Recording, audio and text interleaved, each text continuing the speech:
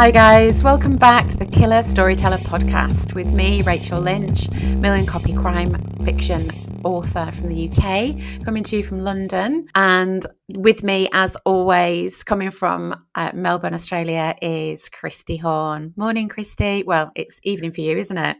It is evening. G'day, Rach, and hello to everyone. Yep, I'm coming to you from Melbourne, Australia, in the Southern Hemisphere. It's great to see you, Rach. How are you doing, and what's been happening on your side of the world? Well, we've had a few heat waves, actually, so that's nice. But the thing is that with British people, as you know, we moan when it's cold, and then when it's hot, we moan even more. We've all been told to sleep downstairs on Wednesday, which is a bit odd. So this big standout for me over the last couple of weeks is the Harrogate Crime Festival, which is in a gorgeous Yorkshire town built of old Yorkshire stone. It's just gorgeous. And the Crime Festival has been going for, years. Val McDermott, the Scottish crime writer, is sort of the main sort of organiser, the main sort of, brains behind it. It's brilliant. It's great. I get to meet up with loads of other writers, so I come out of my cave and we have such a laugh. It's just brilliant. I had a really nice time. But the thing is, I stayed in the Hilton as well, and they've got a pancake machine. Your photos look fantastic, and I could see that you'd hooked up with like heaps and heaps of your fellow colleagues, so it must have been a fun time. Oh, it was fab, Christy. What have you been up to? Well, it's still winter here in Australia, but I've been super busy as well and loving the playing around with the Spotify playlist. We have created on Spotify a Killer Storyteller playlist, and have to say thanks to all those people that have shared all those songs that they wanted us to add in, which is great. Thank you. But also we're going to add these songs onto our YouTube playlist as well. So, because I know not everybody's on Spotify. Yeah, brilliant. And I know that, people often ask me, how can I get it? Because they're not on Spotify or on YouTube, on all sorts of different platforms. That's amazing. And also I had my package from Australia with my coffee mug and my just stunning diary and my koala. I've eaten the chocolate, obviously. It's the first thing I did. Great. Amazing. And Anthony from Zane's, what a legend. Where's that? Is that a local coffee shop for you? Yeah, so I catch a train to work. His coffee shop is right at the train station in Glenferrie in Hawthorn. So, it's a little hole in the wall. He's been there for a really long time. He's such a sweetheart. And I had this idea, like, I'm going to go to the coffee shop and Anthony will help me do something fun with the mugs. So, but we did it in one take, but it was this period of time where we were just like going, humdy-dumdy-dum. And then it was so funny. He's a great guy, and the coffee there is absolutely brilliant. So, yeah, when you come to Australia, I'll take you to meet Anthony. He's a legend. Oh, definitely. And we've got to thank Tilly, for my daughter, haven't we, for the editorial on that video. But the outtake was absolutely fantastic. Sort of stood there going, yeah, I'm making coffee. Yeah, it was really, really cool. So I absolutely loved that. And Rach, you might not know this about me, but I'm a stats person. I love numbers, right? I won't go into too much detail, but I did some number crunching recently, and we're just so thrilled with all of the downloads, the views of our social posts, the growth of our Insta page, and the best thing ever is the reader engagement. It's just so excellent. There are many, many, many podcasts out there, and there are lots of crime podcasts, true crime, there's crime fiction, but there's none that are just like this with the reader and the author. So this one's quite unique. But we have to say thank you to each and everyone who's listening, reading along and joining in on the fun. It really is appreciated. So thank you very, very much. It's incredible, and the messages we get, from readers pretty much daily. I mean, I got one this morning saying that they were halfway through The Rich, and it's just fantastic, isn't it? Yeah, it is really, really cool. Oh, brilliant! All right, Rach, The Rich. Are you okay? Do you need to lie down? The Rich is the title. Sex, lies, murder, and some people think they can get away with anything.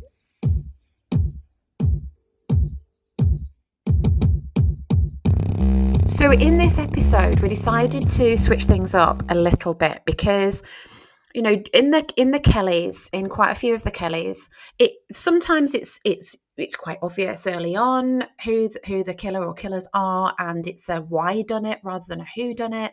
Some of them, it's kind of obvious about halfway through, maybe three-quarters of the way through, before Kelly gets her guy or gal.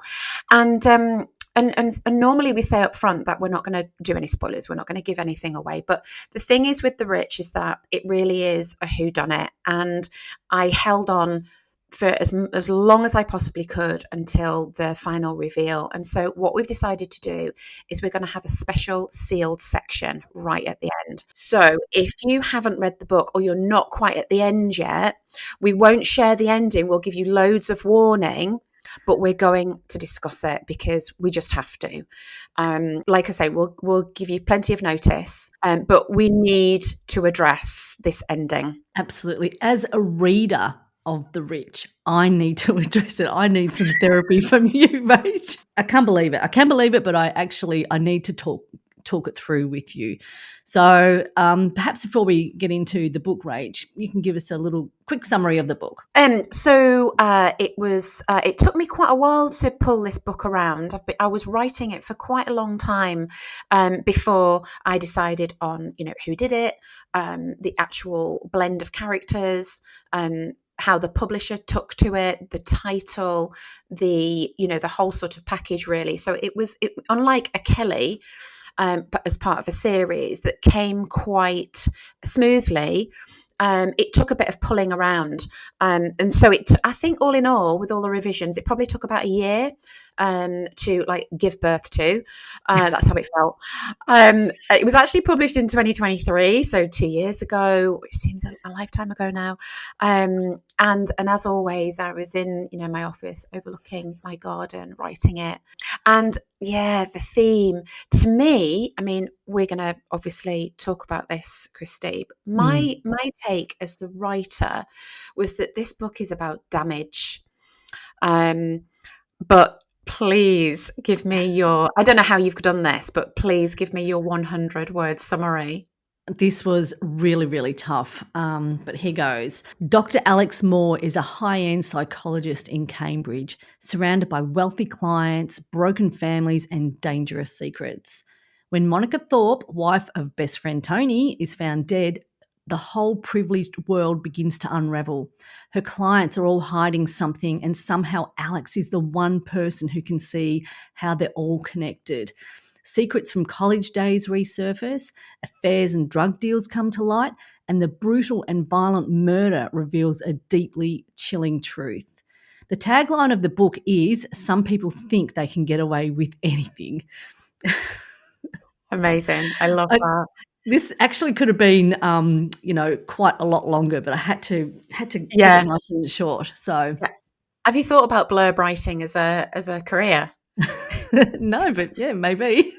But honestly, writing a synopsis like that is so hard. And you've absolutely nailed it. Thanks. So for me, it's all about the struggle between the characters and how they've damaged one another. So in that intro, you're talking about the central character and then how she's connected to all of these other characters, and it's like a slow reveal of an unraveling of how they're all connected to one another. But through all that, it's about how they're all individually damaged through trauma. So bullying, teenage secrets, family deception, betrayal, duplicity, manipulation, tragedy. And in the middle of it all is this celebrated psychologist, Dr. Alex Moore, who's trying to balance her professional life, and she's this eminent award-winning psychologist, with her personal life, which is actually unraveling through the book, isn't it? Yes, absolutely. She's the glue in the story, and everybody is connected through her. So should we talk about her first? Let's do that. Yeah, we've got to talk about Alex first because she's a mum. She's got a busy job with her practice. She's keeping the whole household together. She's the master puppeteer. She's really, really well connected with her kids, and her kids absolutely love her. She's got a really solid relationship with her kids, which comes through in the book. We'll talk about that in a little while. But the thoughts in her head, the thoughts of her husband, and the loathing of her husband. She's incredible, but she's like the master puppeteer. That's how I saw her. I think that she deals with other people's damage, doesn't she? She deals with other people's issues, but actually she's really quite damaged too. And I think that's one of the things that inspired me to write this book, is that it was my research into psychology, because I wanted to get into a psychological thriller. And so I started with the basics. What is it that make people do what they do? And so that led me to research into things like post-traumatic stress disorder Right. and personality disorders, and also complex post-traumatic stress disorder as well.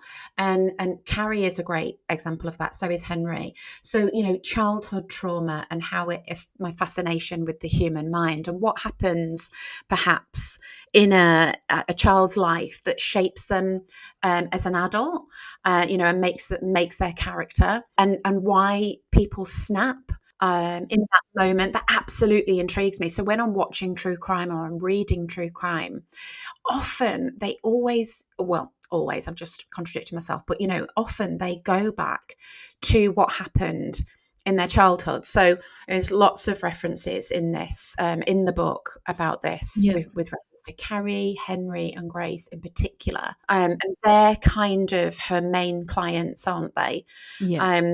And that's who I sort of explore that through. So I created 3 very, very different clients, some hard, some soft, male, female, some with who would be considered incredibly successful in the corporate world. Some would be considered a failure because they may be, unemployed, and all of these sort of, labels that are bandied around. And so that it was through them that I sort of explored that, through their dialogue and through their actions. So, just thinking about those 3 clients of Alex's, Christy, how did you react to Carrie, Henry, and Grace? Because I think some of them are like Marmite. What, you either like it or you Oh, don't? yeah, yeah. Oh, Sorry, it's not sorry. Vegemite. Vegemite. Yeah, Vegemite. yeah. You're probably thinking, what the hell is she? I know it's Sunday morning over there, but what's she doing? She just had a piece of toast. We're talking about psychology. It's gone straight to Vegemite and Marmite.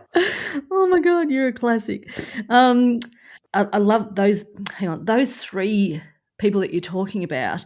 I really felt for them in different ways. Like, I've really felt for Henry, and the struggles that he's going through, and how he's trying to do so well to fit into society, and try to be normal. They're doing so well till they're not. But Yeah. as we dig deeper, into the book, you come to understand what's happening. But I really felt they had this sense, like they had this, like a filter on. All of them did. So they're all, pretending and putting out their best sort of versions of themselves, but behind the scenes they were like trying so hard, or crumbling, or just keeping it together. Yeah. And these 3 characters, they don't even know it, but they're all linked Yeah. as well. Yeah. So, of course, we're going to get into that a little while down the track. But I felt for them all in different ways. Carrie, Yeah. she's trying so hard to not drink, not take Yeah. drugs, Yeah. Stay away from her demons. Yeah. and she does so well for so long. So my Mm. heart kind of went out to all of these 3 characters. They're so complex. Yeah, and actually thinking about, their trauma and their vulnerability, Alex is a really good therapist. One of my favorite moments is when she gets Grace, yeah, to say, she's nudging her and slowly through the session, and then at the end Grace says, and I can just imagine her sat there really sort of small and quiet saying, it wasn't my fault. And it's a huge moment for her. So Alex is she's good at what she does professionally. Yeah, that's right. When you just said that, something just popped into my mind, and it's the chair that she's sitting in, the wingback chair Yeah, that her and Jeremy reupholstered yeah, together, in the early days, and how much yeah. Carrie hates the chair. And I guess that's, I mean, this is the thing. This podcast could probably last for about 8 hours, couldn't it? We'll try and rein ourselves in, but it's that Chair and Jeremy and Alex's past is everything is sort of a gilded cage, isn't it? Like Carrie's life, and for example, and Yeah. things start to crumble. Everything seems perfect, like this, like the city of Cambridge. You know, this leafy, historical, beautiful city, and things just start to fall apart, just like that wingback chair where all the clients sit. All right, so I am really going to try and keep to the notes because we've got we've got like Yeah. a really good flow here. But this book is so good, and it's all your fault because I want to talk about absolutely everything. Should we talk about the opening? Oh, the opening pages of the murder, and we are right into it. And there's a quote on page 2, and I'll just read it out. It says, "At least her eyes were closed. It was small mercy not to have to stare into those deep hazelnut spheres that performed magic tricks on every man they turned towards." And that was from The Killer, right? That's right at the very, very beginning. And I popped one of those quotes up on our socials, but we're right into it, Rach. Yeah. I think I've over the course of the books that I've read, I've written now, I've really come to enjoy this sort of signature style, which is Yeah. starting with a good shocking opener, because it really slaps the reader in the face, and it just gives you what this book is about. So the reader knows straight away this horrific thing has happened, and the rest of the book is going to be who this person is and why she died and who did it. So I love doing that. And just a mention on where she was found in that first opening chapter. Do you know anything about Cambridge at all, Christy? I mean, you heard of it? I know the Red Hen is a gastropub there. Brilliant! That's all you need to know. Do Vegemite on toast. Fish and chips. No, I have been to the UK. I've just been to London. Isn't there a big university there? It's Cambridge University. I think Cambridge University is actually the oldest university in the world. It's Okay, so I don't know a Oxford is a lot. little bit, yeah. Oxford is a little bit younger. So basically, Cambridge is just got these incredible colleges that are just stunning, medieval and sort of early modern, like cathedrals. Really, that's what they look like, and it's a beautiful, stunning city. It's about 20 minutes away from my house, so I decided to set it there because it is this sort of vision of perfection and tradition and propriety, and so having all of this going on under the surface was it was for me it was a perfect setting. Fantastic. Well, when I come to the UK and we walk all the fells in the Lake District, we'll go and visit Cambridge too. Nowhere's ever too far away here. Alrighty, we are dropped straight into a regular morning in a household with 3 kids. Alex is getting ready for work. Her inner monologue is already in overdrive. The way she describes her husband, Jeremy, sets the tone instantly. There's the clear loathing, and it's obvious he's an alcoholic, right? The kitchen scene, breakfast, there's instructions flying from mum, left, right, and centre, and it feels like a regular, relatable morning. I can visualise it in my mind, but with a dark undercurrent simmering beneath the surface. Yeah, so she is just a regular mom, and this is the first time we meet her. She clearly can't stand her husband. There's clearly a lot of water under that bridge. She gets out of bed, doesn't she? And he's got his wine glass still on the side, and he rolls over and farts. He lets one rip, and it's really repulsive. So instantly, and that was on purpose, because instantly the reader is turned off Jeremy and he's wondering, how Alex is holding it all together. She's got 3 kids. She's clearly a busy professional. She's got 3 kids. She's got James, 18, who knows everything and obviously gets a new tattoo every time he learns something else. And then you've got Lydia in the middle, haven't you? Who's a very sort of, that stereotype of middle child. She struggles. She's got her mental health issues, and she's bulimic, so she's struggling with that. And then you've got young Ewan, who's 15, and struggling with his sort of place in the world as well. And I love writing these scenes because it's that sort of insertion of normality, Yep. and so straight away you're wondering, oh, okay, well, this is normal. normalish, a typical sort of busy family with their issues. What's going to happen next? The characters are really deep and complex, and some things only come to light right at the very end of the book. But every single character is linked somehow, either through therapy with Alex or affairs back in the day at college. It's like watching a puzzle kind of slowly slot together in slow motion. Rach, was it tricky keeping all of these connections straight as you wrote it? Or do you build the web first? It was like 6 degrees of dysfunction. In fact, we could talk about all of these. There's so many character combinations, and I've just put down like dot points of about 18 dot points. I'm not going to read them all. It's Alex's relationship with her kids, Alex and her husband, Alex and Tony, Alex and but yeah, tell us, Rach.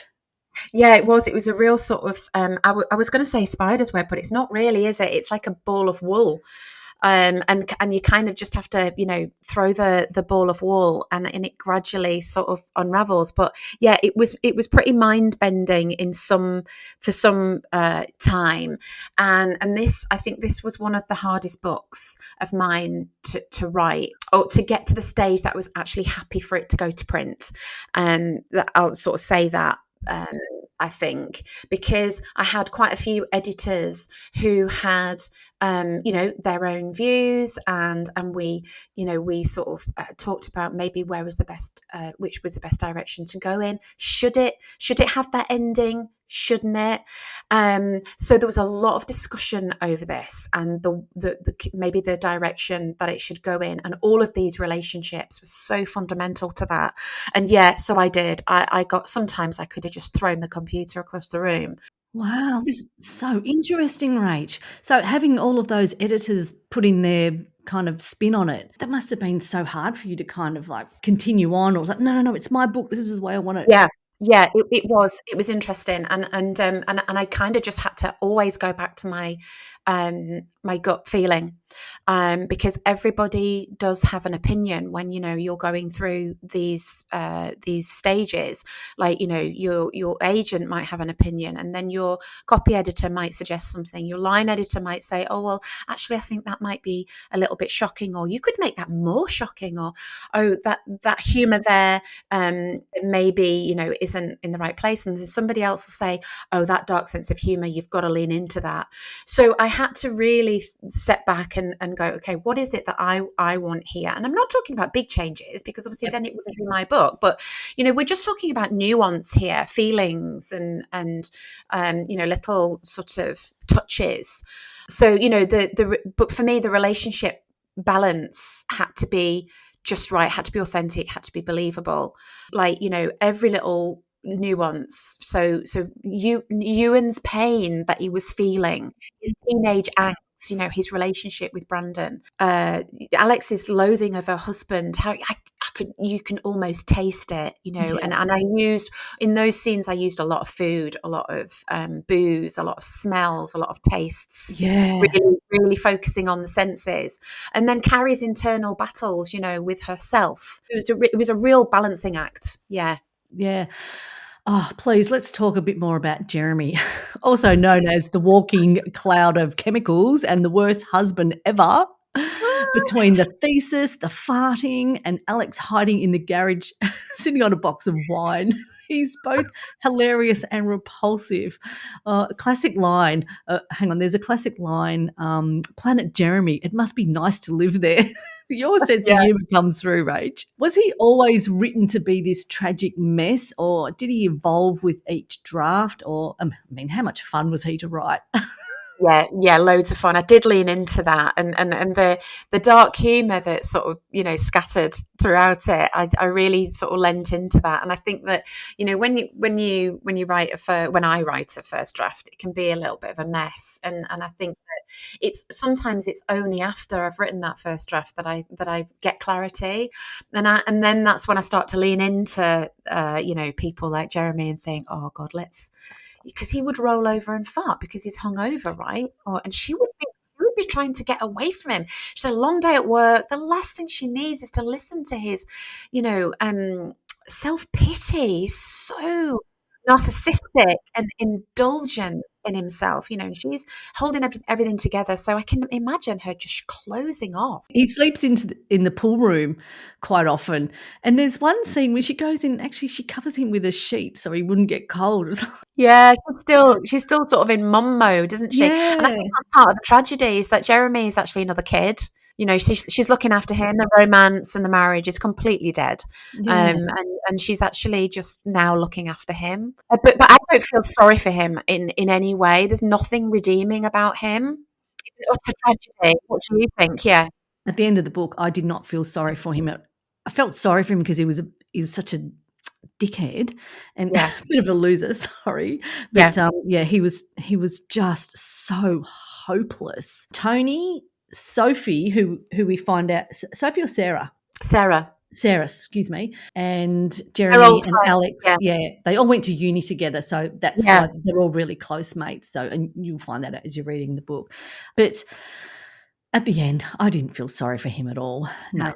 But anyway, we're gonna get to that bit in a little while, but Mm. Rach, there's this absolutely beautiful, gorgeous thread running through the book where you describe Alex as the lioness, protecting her cubs, her 3 kids. And there's that Serengeti photo in the walkway of the house, the spade moment with Ewan, it's primal. Did the idea of fierce motherhood guide the plot for you? Yeah, I really loved doing that because I kind of channeled my inner, lioness. And I think I was watching something with the kids, a nature program, and it just that primal protection mechanism that the mother will do anything to protect the children, and that is obviously a really strong theme running through the book because she's got to do it with all 3. Well, I say she's got to. There's no obligation there at all. It is completely instinctual, and there's never any question that she won't protect them, and that dictates her behaviour throughout the whole book. It explains everything, doesn't it? Yeah. And I just loved, there was a couple of years ago when this had just come out, there was an English teacher who was a crime fan. She was at Harrogate, and we got chatting, and she was reading it, and she actually contacted me when she'd finished, and she asked me if she could use that metaphor with her A-level English students, the lioness metaphor. So I All was right. absolutely blown away. That was just such a lovely moment for me. The previous question leads into this one, but there were many sweet moments with her kids, Alex and her kids, and especially in the car where she's got like a captive audience. So on page 145, there's Alex and Ewan, and they're discussing Monica and how Dad calls her a gold digger. And also when Alex picks up Lydia from school and she says, "I'm sorry, Mummy." It was really sweet, and they're both tender moments. And this is kind of typical of any family. That was a real standout moment for me. Yeah, thanks, Christy. That means the world to me. And I think that, I do over the Kelly books and in a lot of my books, I do like to have teenage characters. And I think that my relationship with my teenagers really sort of shape this. So I think teenagers, I feel quite strongly about this. I feel as though teenagers get a really bad rap.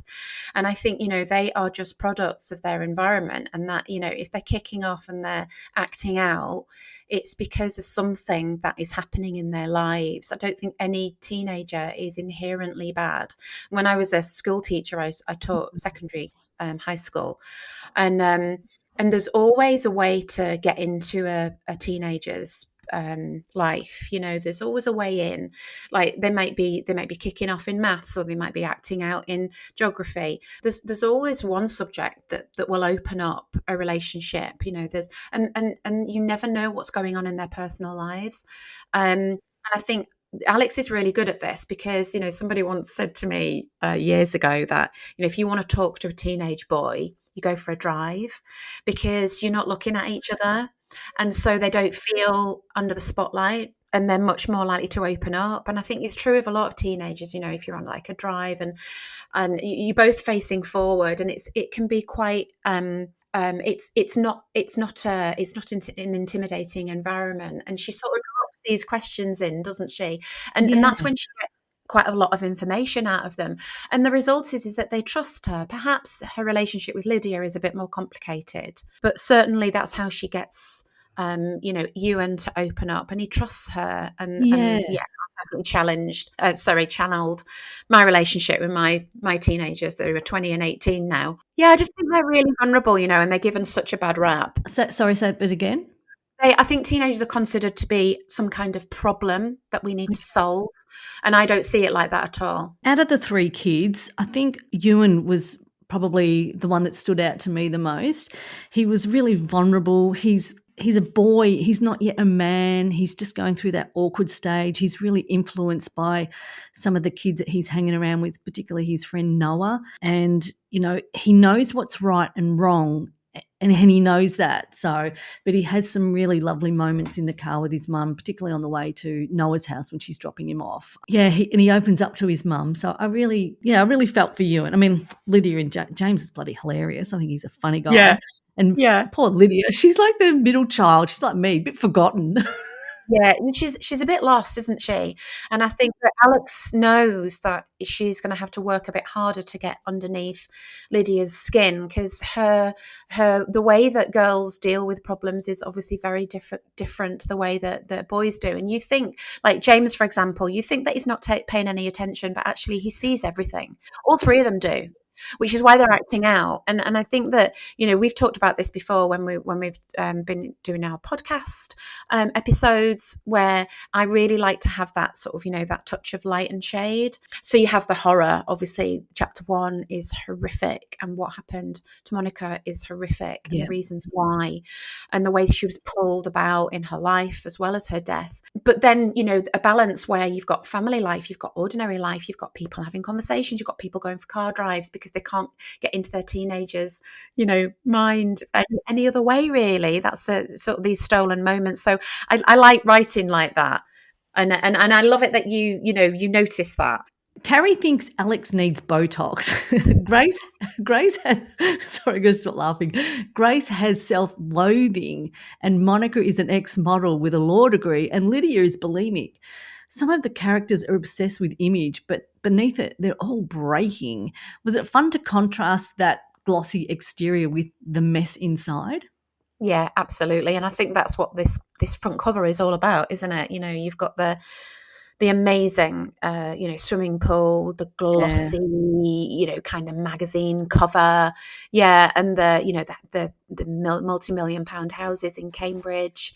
And people living behind their ivory towers, and actually the reality is that they're all falling apart, and it's absolutely crucial, this theme of fake image. Yep. And I used to work in gyms after I stopped teaching. I was a personal trainer for a few years, and I've always wanted to sort of set scenes inside that sort of environment, because you almost have to be perfect before you walk through the door. It's this intimidating atmosphere where the perfection is suffocating, and that's the same as their houses and their friends and these parties that they have. It all looks perfect. Like Carrie's face, or her her boob job, or any of those examples that you just flagged up, but actually underneath, they're all falling apart. And that was the whole point, behind the book, definitely. And I love that phrase about Carrie. She lives in a gilded cage, because even though her last bonus in the city was like £1 million, she's still not happy, is she? Doesn't matter how much money she's got, how many workouts she does, how many boob jobs she gets, how many designer clothes she's got, she's still not happy. Her demons still follow her. Yeah, and she still can't pay for a proper security system at her house. Yeah, even though she thinks she has. These kids, they're so clever. They're so smart. Breaking into her house. Yeah. Oh, really felt for her, poor bugger. Yeah, she thinks she's really good. She's almost like gaslit by the house. Yeah. She thinks it's crazy. The scene where the kids break into Carrie's house and steal the money, it was so tense. My heart was racing, and then the car pulls up outside, and I was genuinely anxious reading it. I just wanted to yell, "Kids, get out of the bloody house!" The tension in that moment was really instant and completely palpable.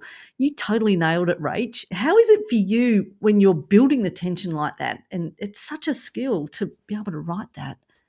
Oh, thanks, Christy. That's such a compliment, and I think that I kind of gauge it if it's making my heart race, and I think scenes like that, I'm feeling it because I'm kind of imagining it. What would she do next? Well, she'd hide. She would panic where her phone was. Can she?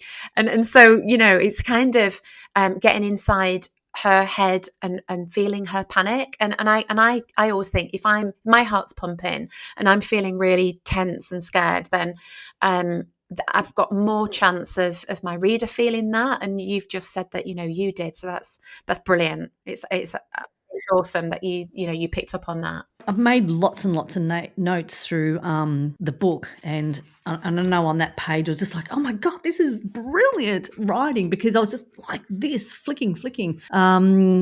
What else was I going to say about that? No, it was just absolutely palpable. Great writing. Okay, as we wrap up this episode, and before we get into the sealed section, baby, let's run through our quick fire questions so we get a bit more about the book here. There is so much to discuss about this book, so this could be part one, guys. All right, so question number one, Rach, is I had to Google this. So was there anything in the book that you had to Google or look up? Yeah, this book involved loads of research for me on clinical psychology and like the rules of client relations. Got a really good friend who's a clinical psychologist specializing in trauma, so I checked a lot with her. Things like ACEs, which I touch on in the book, so adverse childhood experiences. This is their real statistics. The more you have, I think there's 12. The more statistically you are likely to, for example, commit a crime, not have a job, and end up in the situations where, Harry, Grace and Carrie find themselves, for example. And of course, they all score massively on this scale. So yeah, I did a lot of research on that. What about you, Christy? Okay, so there were a couple, but I'll just stick with one for this time because I can bang on. The rod of, I can't even pronounce it. Asclepius. It's actually on the medical entwined staff that is a symbol of medicine and healing. So it's associated with the Greek god. How do you say it? Asclepius.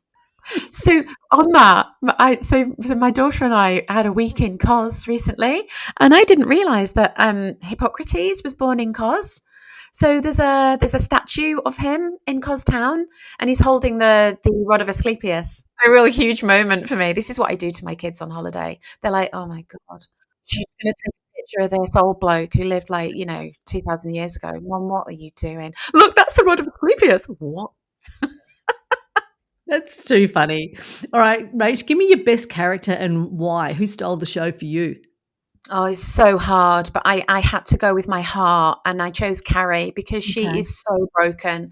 She's desperately trying to hold on, and she made me feel so much when I was writing her.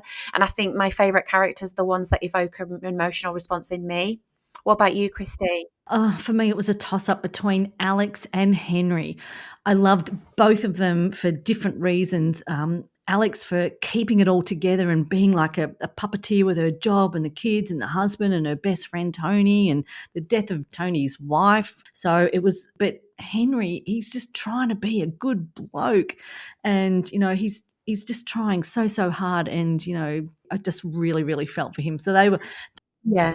And Henry sort of encapsulates that kind of wholesome goodness, doesn't it? He's just, he's got his own business and he talks to school, gives talks to school kids, and he's just a good bloke. I know what you mean, yeah. But he was also like you could sort of visualize him. He was kind of a little bit sexy as well with his gorgeous smile, and he's having sex with everybody on top of their kitchen counters. If they're not, then they're wanting to. Yeah, the kitchen scene. Yeah, with the cold water. That's so funny. All right, who's your worst character and why?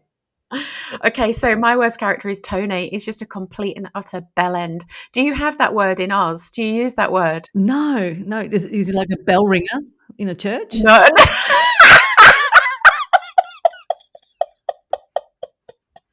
Oh my God, no! It's just a real insult. It's just a dickhead. It's like, you wouldn't give him the time of day. He's just a thoroughly, despicable person. So, but it's just so rounded, like a lot of British insults. They're so rounded, bell end. It just rolls off the tongue. Okay, yeah, it's a good one. We haven't even talked about Tony. He is such a bloody bell end. Seriously, he's got everything, but he's got nothing going for him, you know? Oh, This is Jesus. going to be a soundbite. I can see this as a soundbite on Instagram. Definitely.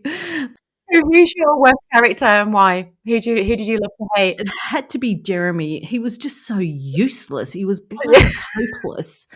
And he was so perfectly described in the book, you know. It just I could like you said before, I could see him, smell him, and he was just revolting. So Jeremy was mine. Oh God, it's just so funny when Tony comes round and Jeremy is like, yes, I can escape to the pool house and drink all day. That's all he wants to do. Bloody hell. And like none of the kids like Jeremy. Like Oh, none of them, talk to no. him, they don't connect with him and he Yeah. doesn't understand why. And it's Mm, just like, look in the mirror, mate. mm. Yeah. All right. So what's your favourite quote or scene in this book? Oh, this is a tough one, but I chose to go with about Alex and her office space where she sees her clients, and she is thinking about her first clients of the day, and it's clients march through the door like a tsunami of suffering. I just thought that really sort of encapsulated the whole sort of trauma behind a lot of the characters. What about you, Christy? Which have you got? You pick one. Yeah, this one doesn't give away anything in the book, but you'll get to it if you're reading it. It's when Yeah, Henry's being charged for murder. I just felt so sad and sorry for him, and he could just see there is absolutely no way out of this. Why would yeah, anybody believe me because of yeah, what I've done, what my past is, and all the yeah. circumstances are just built up against me. But I felt like Kelly Porter needed to be inserted into this book. Absolutely, because she wouldn't have charged him, would she? She would have Nah. seen straight through that. Yeah, Yeah, she would yeah. just see right through that. So that was one of my favourite scenes. Oh god, I was just like, "Oh no, Henry." I know, it was a real gut punch, wasn't it? And Oh, and he just yeah. knew. He just He's just knew. like, "I am just." I'm screwed here. Yeah. How is this book I mean, we know this book is really different to the other ones. Tell us a little bit about how this is so different to the other books. Well, I think I'd been toying with this for a while, like I said earlier, and I think the difference is that with a police procedural like Kelly, there are rules. It's all about the procedure and the hero, or in my case, the heroine, and she gets the perpetrator in the end. So it's very linear, and Mm. fans really love that. Sort of, the following that investigation. What's going on with the investigation? What's going on in Kelly's life? What's going on in the investigation? Psych thrillers are completely different. This is like enabled me to be a lot more fluid. I could break all the rules. I could have an unreliable narrator. That's why I put Alex in first person and everybody else in third person, because it enabled me to challenge through her thoughts, because I thought that was really important. So yeah, I loved writing it because it just enabled me to do lots of different things. What about you, Christy? What stuck out for you about with it being so different to the Kelly Porter books? I just wasn't expecting this style of the storyline. I think that's just what really stood out to me, and of course the ending and the way it all wraps up in the end was just so incredibly clever, so very different to the Kelly Porters that I'd read. Incredible. And lastly, something funny, Rach. Could be something from behind the scenes, or tell us something funny about this book. A few that sort of stuck out for me, and one of them is James. He is so quiet, but he sees everything, and clearly at 18 he knows everything as well, and gets, like I said earlier, Yeah. gets a new tattoo and learns a little bit more. But he's got this lovely relationship with his mum, and he watches his father, and he's got his card marked. The other one is this image of Tony and Carrie after they've been for a swim. The police knock on the door and they're sat there dripping from the pool. They haven't had time to change and they're being interviewed by the police. That was just such a slapstick moment that I couldn't resist. Yeah, and she had all her makeup down around under her eyes, and she's always so polished. Yeah, and you can feel it, can't you? That damp mark underneath her bikini where she's sat. She's so uncomfortable, and the police are making her feel so small, and and really humiliating her. And Yeah. that sort of led on to the last one, which for me, which was because Carrie says at the end of that chapter that actually the detective's name was really easy to remember because his name's Hunt, and it probably rhymed with his character too. So, Yes. And we haven't even spoken about him. He's a brilliant he's a brilliant character in the book. Oh, he's so shit at his job. he's no D.I. Kelly Porter.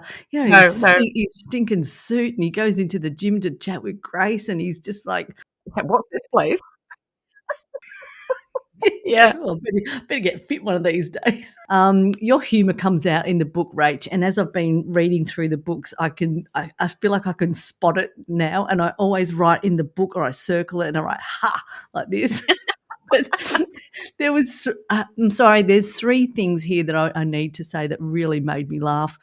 One is on page 88, guys, and it's Alex sitting on a box of wine in the garage just to avoid her husband. Yeah, happens all the time. Poor bugger. And another really funny thing was it's on page 117, Alex and James. So Alex is folding the laundry and James comes in. They make a joke about mum's big undies. It's so funny. You got such a great sense of humour, James. He's just like giving his mum shit. And then the final one for me was on page 203. And it's Alex. She's saying to herself, "I must go to planet Jeremy sometime," because he just lives on another planet. So Yeah. that was also really funny for me. I just love those 3. There's probably many more, but Oh, brilliant. But she wants yeah. to go to Planet Jeremy for a rest. Yeah. He does nothing. So it must be lovely. All right. As we mentioned at the beginning of this episode, we are going to discuss the ending. There will be spoilers ahead. So if you don't want to hear, or turn off now, because the next couple of minutes, Rach and I will be discussing the ending. And if you are leaving us now, thank you so much for tuning in. We hope you've loved this. And if you do want to stick with us, we're going to pop in a little bit of a music break here so you'll know to turn off. And if not, we'll see you on the next episode. But okay, I'm going to stop blabbing on now so we can put in some music.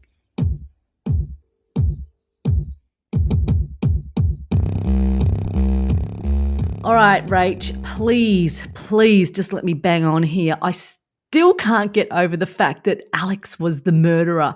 Honestly, I did not see this coming. The entire time I was convinced that it had to be somebody else. Tony, Henry, even Carrie at one point, but Alex, the calm, capable therapist, the mum protecting her children, the one seemingly holding it all together. She was orchestrating the entire thing from like a long way back. This just wasn't something that she just come up with.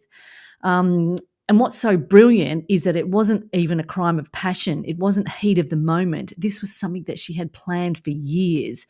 The detail planting evidence in Jeremy's computer, using his dementia and alcoholism against him, cleaning up the scene, the coat stand from France, puncturing poor old Monika's lung, dumping the evidence at the tip. It's just so clinical. She even puts on Jeremy's hat like she's stepping into character to finish the job. It's almost theatrical, that scene. Also, don't forget the massive reveal of her pushing Sarah off the building. I mean, what the actual... but what really got me was how much she justifies it all through the lens of motherhood. The Serengeti photo, the lioness protecting her cubs, it keeps coming up time and time again. I think it's the last line in the book that she, it is. By the end, she's absolutely clear. She'd do it all again.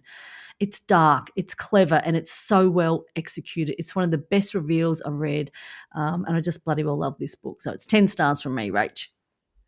Oh, Christy, that is, do you know, I've got tingles just listening to you talk about the book like that. I mean, one of my books that I've created, and all of the things that I wanted to pull off and thought were absolutely impossible.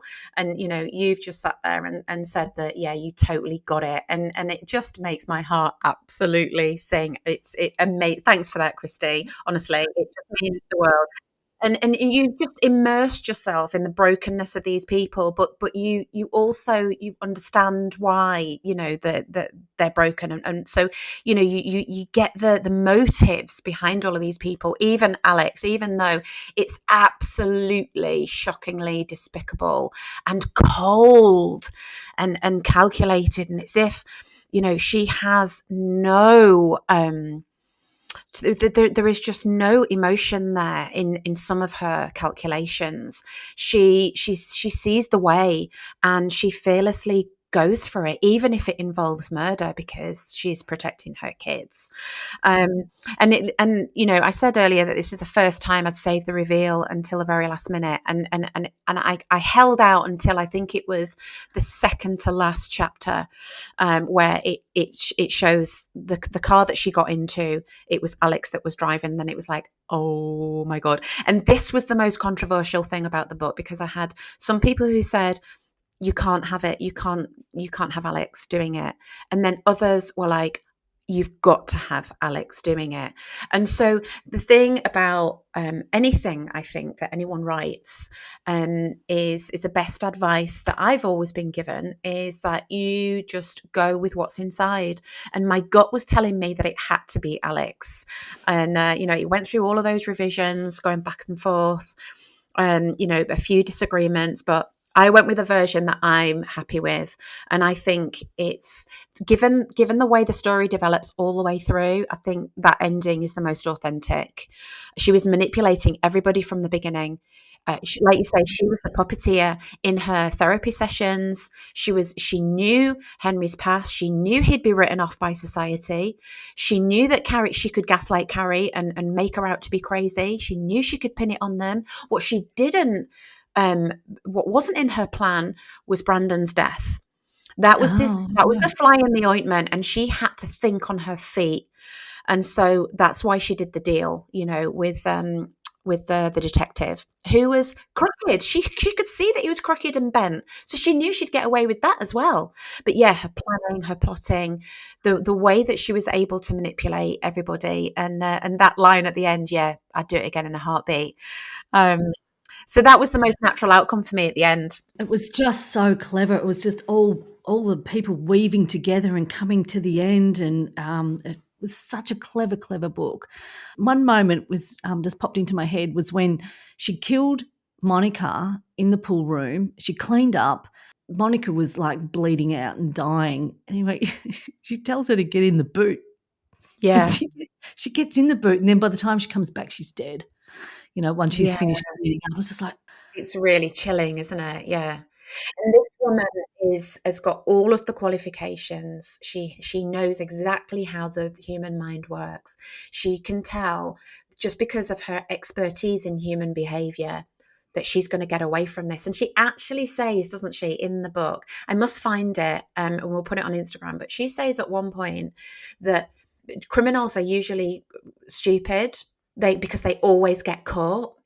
And at that moment, the reader doesn't know that it's her, and she knows she's getting away with it. She just sees herself as above everybody else, doesn't she? it's interesting reading the book back, knowing what the ending is, and going through Yeah. it as thoroughly as I did this time with different eyes. Takes a different spin. So I can really recommend that too, guys, if you go back and reread it again, but you know what the ending is. And also at the very, very end, when you're kind of doing the epilogue wrap up, she's going to do some TEDx talks and write a book with Carrie and Henry. It's like she's still like, Yeah. they don't know that she's the Yeah. killer. Yeah. Far out. How Yeah. can this woman just And then there's that line at the end, isn't there, where she knows she's got Henry in her back pocket, because they're beholden to her now forever. Because, you know, it's because of her that they got off, and they don't know that she did no. it. But she's got, you know, she says, there might come a time where I need a scrapper That's it. like Henry on my side. So now she's got, these people owe her. Yeah. So she's got over. Yeah, and Carrie needs more. She needs more therapy. So Yeah, she's kept the receipts. so good. We could keep talking more, but And I think that's it, what a fantastic episode. And I think that just we need to leave it there, don't we? Because we do. yeah, that's just a great place to leave it with that ending. And thanks for listening, because this episode has been brilliant. I've loved it. It's been fantastic. But so I actually really enjoyed this little section at the end because I need a little bit of therapy from you. So thank you. And I know a good trauma specialist. I'll put you in touch. That's her name, Dr. Alex Moore. Yeah. Oh, fantastic. All right. Remember, guys, you can find us absolutely everywhere on Spotify, Amazon Music, YouTube, iHeartRadio. So hit follow, subscribe so you never miss a killer episode. And if you've got any thoughts on today's episode, drop us a line. We read them all and we're replying from both sides of the hemisphere. So how did you enjoy this episode, Rach? Yeah, loved it. It was brilliant. And your questions were absolutely fantastic, Christy. Just loved, hearing your feedback and your synopsis was epic. And we're going back to Kelly Porter next time, aren't we? We're going to be talking about number 4, Bitter Edge. That's it. Yep, that's coming up next. Okay, guys, that's all from us. We'll see you next time on the Killer Storyteller podcast. Bye.